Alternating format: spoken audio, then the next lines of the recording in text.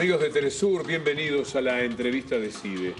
Hoy es una fecha muy especial, seguramente muchos de ustedes la han tenido en cuenta. Por eso vamos a iniciar la entrevista de esta noche de esta manera.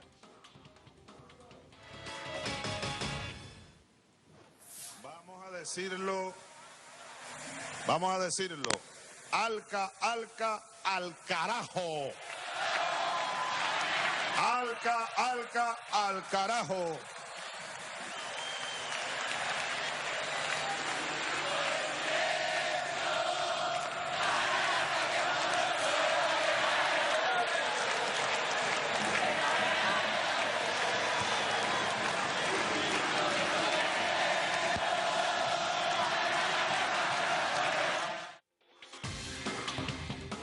Diez años del no al ALCA.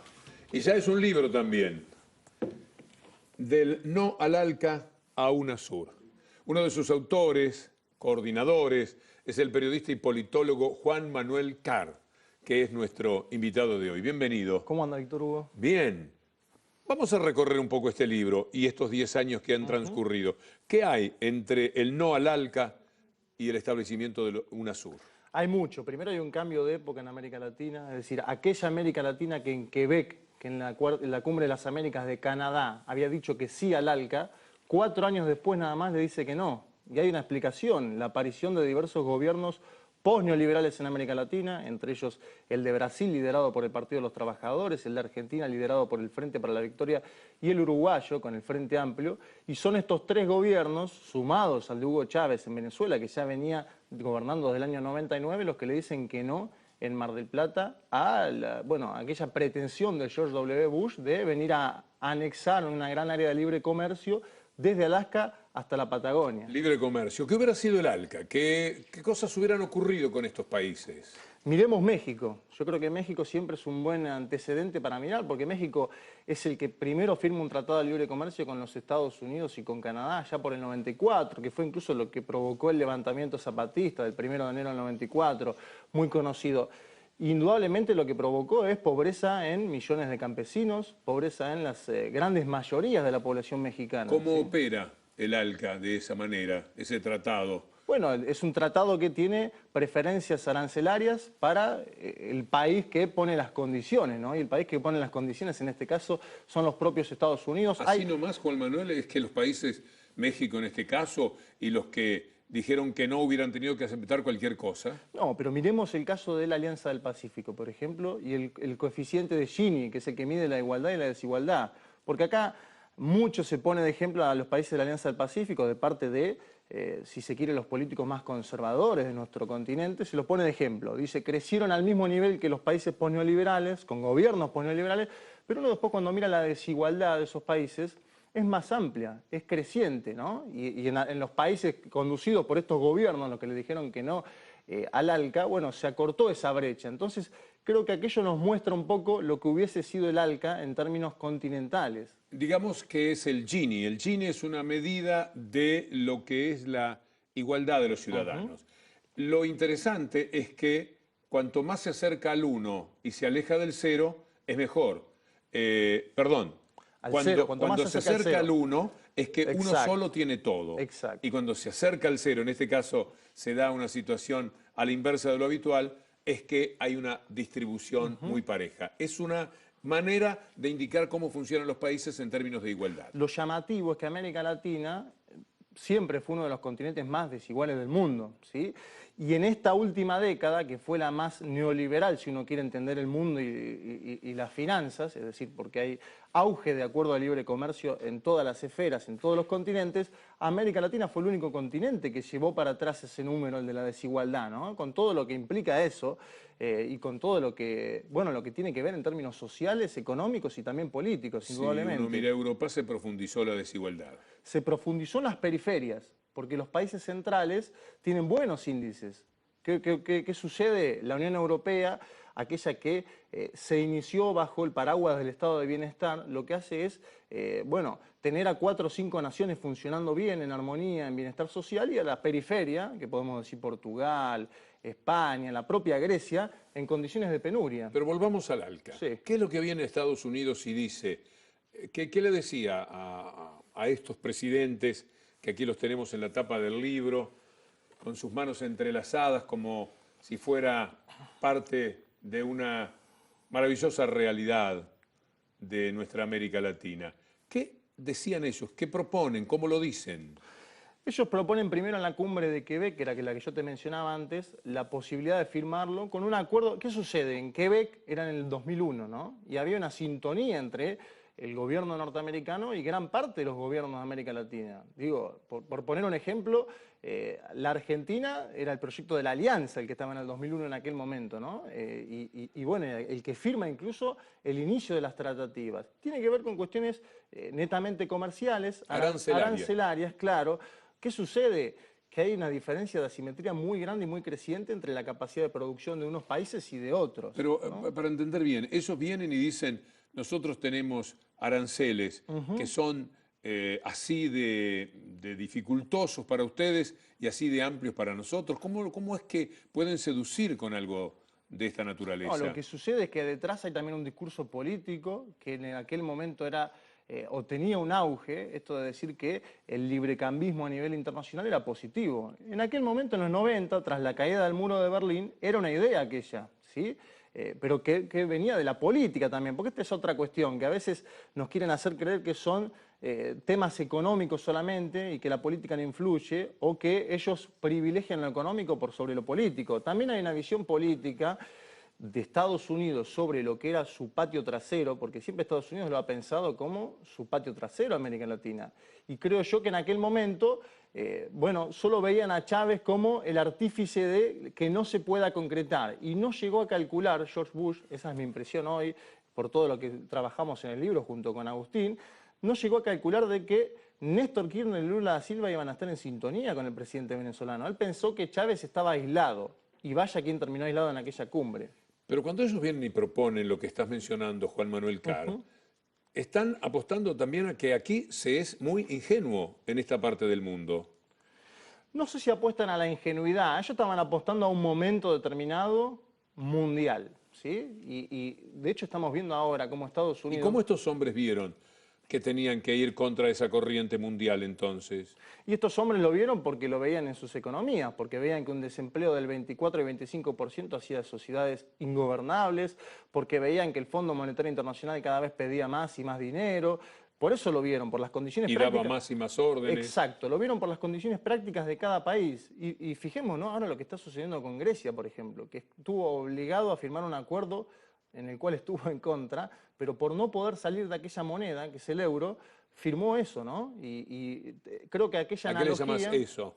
No, un acuerdo que es muy malo en términos prácticos para la población griega, pero que, dice Alexis Tsipras, y es entendible, salirse del euro hubiese sido más costoso, ¿no? Es aquel problema que también tiene Ecuador en este momento con el dólar. El mundo es tal injusto que hay opciones que son muy malas, pero que son mejores que todas las demás. Bueno, exacto, es lo que sucede con Ecuador ahora.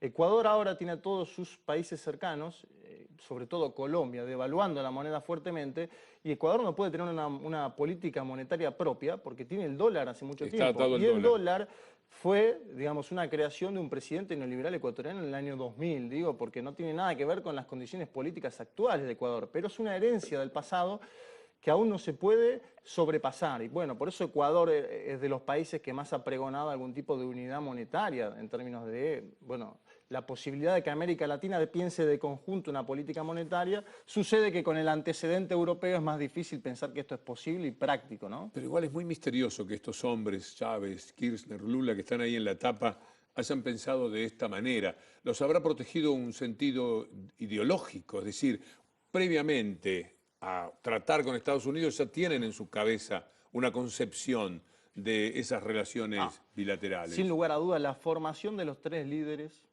cada uno de ellos por separado, porque se movían en distintos ámbitos. Uno puede decir que Néstor Kirchner viene de un ámbito más político, Hugo Chávez de un ámbito, si se quiere, más militar, obviamente por su formación. Y el otro sindical. Y Lula da Silva, un ámbito muy sindical, desde aquellas luchas en Sao Paulo, ¿no? Cada uno desde su propio lugar vio primero que sus pueblos estaban en contra del acuerdo. Este es un primer antecedente muy importante, es decir, que los pueblos que gobernaban estaban en contra de ese acuerdo. ¿Cómo lo sabían?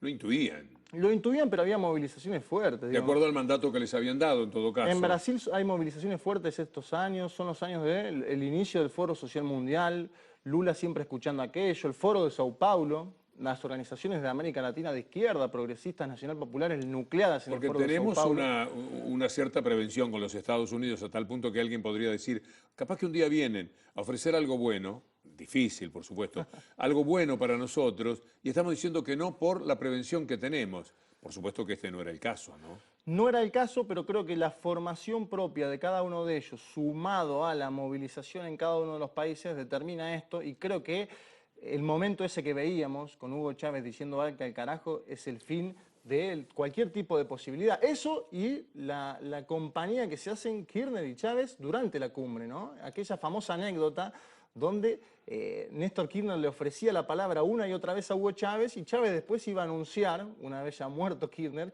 que jamás le había pedido la palabra, pero que había un acuerdo implícito de los dos, el venezolano muy hábil discursivamente, también el argentino, para cederse la palabra y cansar a Bush. Y es lo que sucedió. Bush termina cansado, incluso termina con algo muy interesante que lo cuenta Jorge Tayano en el libro, que termina diciendo, bueno, acá todos en definitiva estamos discutiendo cómo vamos a hacer para protegernos de China.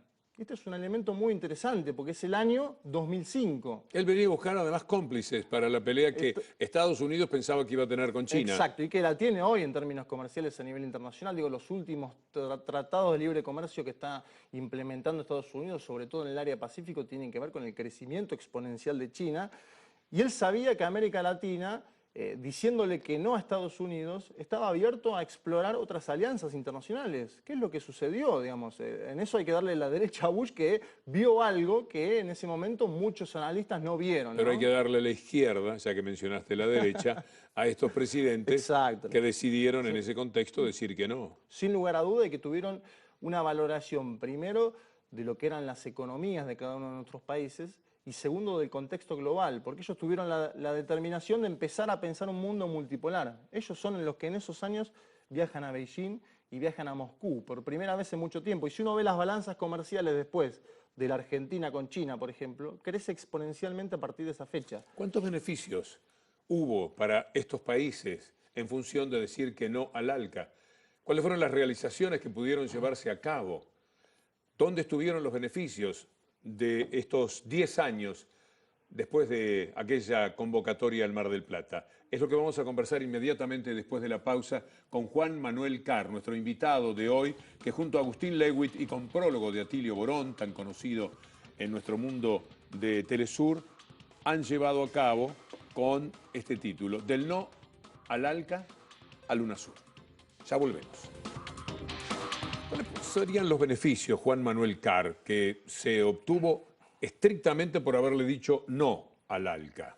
Primero, poner un freno a la intromisión del Fondo Monetario Internacional y del Banco Mundial en América Latina, algo que tiene que ver con esto y también con el desendeudamiento que hacen cada uno de los países, Brasil y la Argentina principalmente, que eran aquellos países que más deuda tenían con estos organismos internacionales, organismos que eran los que venían en los 90 y le daban instrucciones a los ministros de Economía de nuestros países. Qué tristeza Digo eso. para entender lo que está en juego también ahora en el propio balotaje de la Argentina, ¿no? Volver a aquello de que vengan emisarios externos y nos digan lo que tenemos que hacer a nosotros. Eso era algo de lo que pasó. Y lo otro, UNASUR y CELAC, por ejemplo, que son dos instancias muy novedosas en términos de integración. UNASUR ha sido de las más positivas frente a los intentos de desestabilización que hubo. Digo, se me vienen a la cabeza varios. A los golpes blandos. Exacto. En Bolivia en 2008, la medialuna contra Evo, bueno, interviene la UNASUR. En 2010, contra el gobierno ecuatoriano, interviene la UNASUR en ese intento de desestabilización. Lo mismo en Venezuela el año pasado, 2014, cuando estaban en el tema de las guarimbas muy fuertemente y la UNASUR tuvo un papel destacado. Hay que admitir que en Paraguay no salió tan bien. En Paraguay nos salió también, esa es una de las grandes deudas, si se quiere, que también es analizada en el libro. Hay dos grandes momentos negativos en esta última década, hay que decirlo con todas las letras. Uno es el golpe de Estado a Mel Zelaya en Honduras en el año 2009 y el otro, sin lugar a dudas, es lo que vos mencionás, Víctor Hugo, el caso de 2012 en Paraguay contra Fernando Lugo. Bueno, no quiere decir que vos haces una institución como UNASUR y siempre vas a tener éxito, pero ha sido un freno. Exacto, ha sido un freno en determinados momentos. Y después la CELAC, que si bien tiene un funcionamiento que no es tan cotidiano como el de UNASUR, es muy importante y, por ejemplo, ha servido con el caso de Cuba. Eso me gusta llamar siempre la atención. Cuba fue presidencia de la CELAC en el año 2013, antes que Barack Obama inicie cualquier tipo de vinculación con los Castro, antes que Barack Obama levante aquel teléfono, Cuba ya era presidencia pro tempore de la CELAC. Es decir, que América Latina fue el primero que dijo, nosotros tenemos que estar hermanados con Cuba. Cuba es una nación hermana, América Latina y el Caribe, y le dio el lugar que le había quitado la OEA. No quisiera dejarte sin decir algo que te parezca pertinente cuando estamos hablando del no al ALCA, pero quisiera pasar a lo que el 22 de noviembre se juega en la Argentina y cómo puede gravitar. ¿Se le dirá que sí al ALCA si gana un gobierno neoliberal? La primera duda que hay, porque se habla mucho, las derechas sobre todo están hablando mucho de un fin de ciclo en América Latina. Si uno lee las columnas de Oppenheimer, por ejemplo, digamos, de diversos periodistas, analistas, que están metiendo al meollo ahí, que están diciendo, este es el momento, Mauricio Macri tiene que ser la punta de lanza. Cambia la geopolítica. Exacto, ellos, bueno, están buscando eso. Ahora, lo otro que hay que decir es que ese intento también lo iniciaron en Brasil el año pasado, ¿no? Con las elecciones y el segundo turno. Ellos en el segundo turno creyeron que Dilma ya había perdido, que si sumaban los votos de Marina Silva, que era la tercera, con los de Aécio Neves, que era el segundo, Dilma ya perdía y el Partido de los Trabajadores prácticamente no existía más. Es que visto de afuera fue bastante milagroso que no ocurriese así. Bueno, exacto. Visto de afuera fue milagroso, pero hubo indudablemente una valoración del pueblo brasilero de las conquistas sociales logradas en los gobiernos del Partido de los Trabajadores que se expresó ese domingo en las urnas. Y fue contra las tendencias estas de los agoreros de fin de ciclo.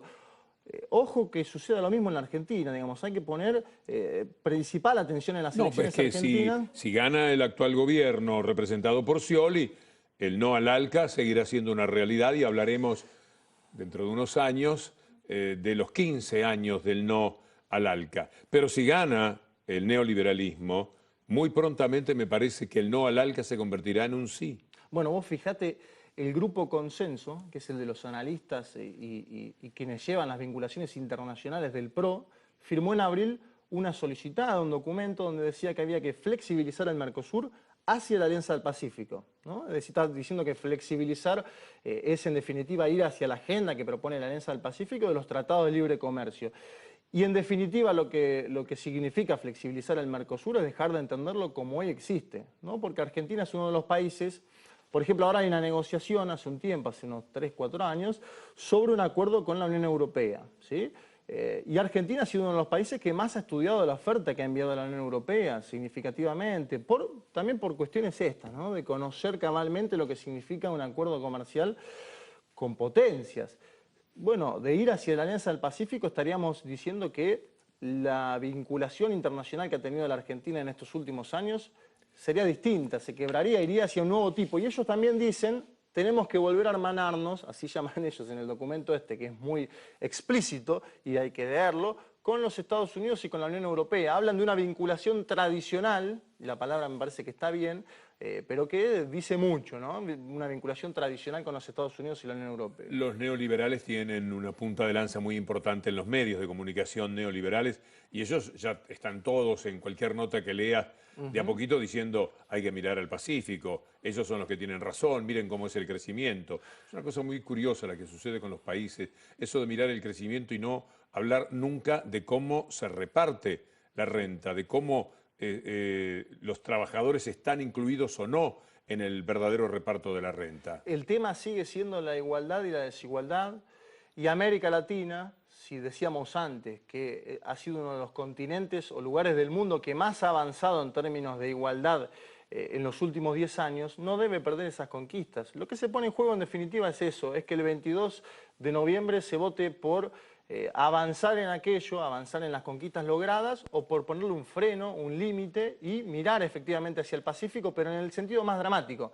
Mirar hacia el crecimiento de la desigualdad, mirar hacia que no existan más las paritarias. Bueno, todas cosas, cuestiones que ya conocemos además en América Latina y en la Argentina.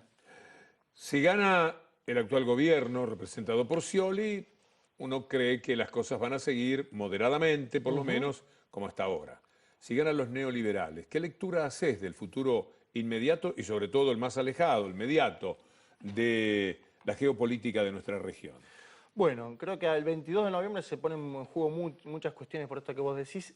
Hay elecciones en Venezuela el 6 de diciembre, es decir, en Venezuela la MUD, la Mesa de Unidad Democrática, la oposición al gobierno de Nicolás Maduro va a intentar mostrar también la victoria de Macri como propia. Esto se evidencia con los saludos que le hace Capriles. Son dos países cuyo neoliberalismo se potencia todos los días. Exacto. Estoy seguro que en Venezuela se habla muchísimo de la Argentina, un poco menos que como un demonio, y en la Argentina se presenta a Venezuela como tal. Y esto es una forma de alimentarse, Exacto. retroalimentarse unos y otros. Después Bolivia va a votar en febrero si Evo Morales puede postularse o no a próximas elecciones. Es decir, Evo Morales dijo, yo quiero seguir gobernando Bolivia, el pueblo me acepta, vamos a ir a votarlo. Y va a votar el 21 de febrero. Entonces, estas elecciones podrían condicionar aquellos dos escenarios electorales, pero también lo que sucede en Brasil, que para mí es de lo más importante hoy para analizar. Ahora qué injusto todo, ¿no, Juan Manuel Carr? Porque estos gobiernos tomaron a los países devastados, cada uno de ellos, por un neoliberalismo que hizo todas las trapisondas y fechorías imaginables. Lo ponen de pie a los países, los recomponen, disminuyen la pobreza, establecen una igualdad superior a la de toda la historia de América Latina, pero después los neoliberales dicen, bueno, ahora que están bien, quiero que me devuelvan el poder, porque el poder es mío, lo sienten como propio. Sí, pero hay una puja, no descartemos el escenario, efectivamente hay una puja y lo que sucedió en Brasil el año pasado, esto de que a último momento millones de brasileros fueron a la urna y dijeron no vamos a poner en juego todo esto, podría también suceder hipotéticamente en la Argentina. No, las chances siguen siendo importantes, pero no es descabellado pensar que pueda ganar la derecha. No, y también hay un cambio muy fuerte en las derechas, es decir, ha habido una transmutación, ¿no? Porque es así. Porque que es las ves mejores a las derechas. No, digo que es una transmutación discursiva de las derechas. Esto de aceptar ahora que las políticas sociales de los gobiernos postneoliberales han sido efectivas, si bien es por una cuestión de marketing, no lo creen ni ellos electoral, mismos. Exacto, pero indudablemente posiblemente haya sectores de la población que hayan pregonado aquel discurso, ¿sí? Y ahí me parece que ahí tenemos que estudiarlo y analizar hasta qué punto puede llegar aquello. Capriles defiende las misiones sociales del chavismo, algo que es insólito si uno lee la coyuntura política venezolana. Aécio Neves defiende el plan Bolsa Familia, que sacó a 50 millones de brasileros de la pobreza. Y ahora Macri dice que está a favor de la asignación universal por hijo cuando votó en contra. Esto hay que conocerlo y hay que decirlo, porque indudablemente hay una transmutación ideológica y las derechas saben que sin las mayorías populares no pueden vencer en las urnas. Eso es lo que nos está diciendo esto. El tema es que dicen que están a favor. Exacto. Pero no están a favor. Y si estuvieran a favor, porque verán como positivo esto, no van a tener los recursos si no tocan intereses para no mantener, van a tocar, para mantener por ejemplo, la Bolsa de Familia de Brasil o para mantener la asignación universal por hijo en la Argentina. Sin lugar a dudas, por eso es una puja y indudablemente detrás de estas declaraciones hay que mencionar los antecedentes, ¿no? Porque también se mencionaba, hace poco charlé con Juan Carlos Monedero, amigo politólogo, y él me mencionaba, le digo, el discurso este de Mauricio Macri con la asignación universal por hijo, y me dice, bueno, eso ya lo hizo el Partido Popular acá también, diciendo que mantendría todo. Después llegó el Partido Popular al gobierno y no mantuvo las políticas sociales preexistentes. Entonces hay que analizar casos anteriores, Pero la gente previos. no lo sabe ahora. Bueno. La gente no lo puede determinar ahora. O toma nota de lo que ocurrió en el pasado, entiende a qué se está jugando cuando le dicen nosotros vamos a seguir con todos los beneficios sociales que había, o se equivoca. Pero acá hay que mostrar estos ejemplos prácticos. El caso español es muy interesante para mostrar ¿Cómo es? No, para mostrar cómo el Partido Popular, lo que me mencionaba Juan Carlos, era aquello, cómo el Partido Popular sube, o sea, gana la elección diciendo vamos a mantener aquellas conquistas sociales y después las quiebra de un plumazo por orden de Bruselas, digo, de la Unión Europea también. Porque Claro, allí... porque allá lo tienen peor todavía. Allá directamente las democracias han sido opacadas, ya son un simulacro. Los países votan, creen que eligen un gobierno y en realidad lo que eligen es un gerente del gobierno de Bruselas. Está mal eso. No, gobierna, como dijo alguna vez Tsipras, a Grecia la estaba gobernando Alemania o la está gobernando Angela Merkel, es lo que dijo y me parece que es muy sensato en términos de profundizar la distinción. No solo hay que hacer democracia cuando se va y se vota una vez cada 4 años, sino hay que hacerla cotidianamente a través de diversos mecanismos y me parece que lo que está haciendo allí el gobierno de Grecia es muy interesante en eso, más allá de lo que haya firmado, que desde la distancia puede sonar lejano. Volviendo a tu libro, Sí. no fue en vano aquello que ocurrió en el Mar del Plata.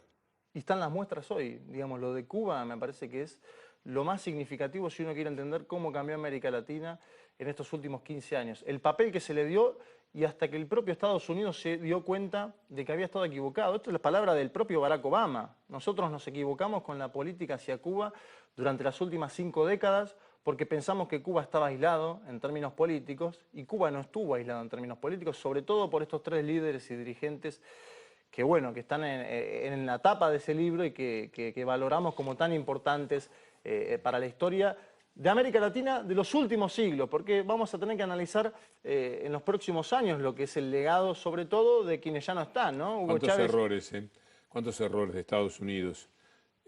Podría ser lo mismo tener su criterio hacia adentro y no haber hecho tanto daño afuera, 50 años de bloqueo a Cuba. Hoy murió el personaje, ayer murió el personaje que propició los datos que le permitieron al gobierno de Estados Unidos, a Bush, ir a Irak, atacar a Irak, que fue el que dijo que había armas en Irak, después no había ni cuchillos de madera, hablando en términos exagerados de lo que sucedía, le ahorcaron al presidente, al primer mandatario, tomaron todas las medidas, provocaron una inmensa cantidad de muertes, a Cuba le han hecho un daño pavoroso, como para no tener prevenciones, que felizmente estos hombres han tenido, ¿verdad? No, y Estados Unidos además, por esto del discurso y la acción, hay que decir algunas cosas.